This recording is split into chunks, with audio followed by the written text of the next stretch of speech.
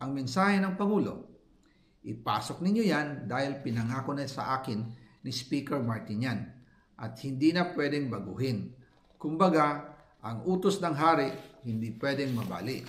Matapos sa mga umano'y revelasyon at sa gitna ng mga protesta, may nagpalutang raw na magbabalik bansa na si dating Congressman Zaldico ayon kay Ombudsman Jesus Crispin Remulla. Kasi may mga balita nung panahon ng rally na umaaligid lang daw sa malapit lang sa Pilipinas. Pero I doubt it. Ako kasi hindi ako naniniwala talaga dahil kulang sa tapang yung tao kulang sa tapang.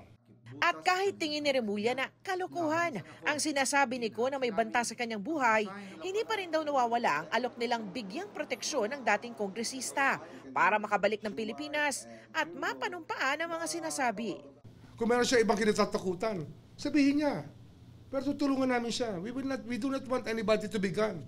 Naraffle na sa Sandigan Bayan ang mga kasong malversation of public funds at 2 counts ng graft laban kay Ko sa 3 dibisyon. Sa amended rules of court, may 10 araw ang dibisyon para pag-aralan ang mga sinampang kaso kung sapat ito para litisin at para maglabas ng warrant of arrest laban sa mga akusado. Oras na lumabas na ito, sakalang makakahingi ng Interpol Red Notice ang pamahalaan laban kay Ko at makakapagpetisyong kanselahin ang pasaporte nito. Pumalag naman si Ombudsman Remulla sa sinabi ng abogado ni Ko na sa simula pa lang prejudged o matagal nang nahusgahan si Ko ng ombudsman. Hindi kami korte rito. We are not judges here, we're prosecutors. So he can eat his words because we will not change our stance that he should be prosecuted for the crimes alleged in the information filed before Sandigan Bayan. Kahit wala pang hawak na sworn statement ni dating Congressman Zaldico, gumugulong na ang motu proprio investigation ng Ombudsman sa mga binanggit ni Ko sa kanyang serye ng mga video sa social media. Kabilang dito sina dating Budget Secretary Amenah Pangandaman, dating House Speaker Martin Romualdez, dating Undersecretary Adrian Bersamin, at maging si Pangulong Bongbong Marcos. Even the President? Well, we have to look if it's possible na nangyari yun.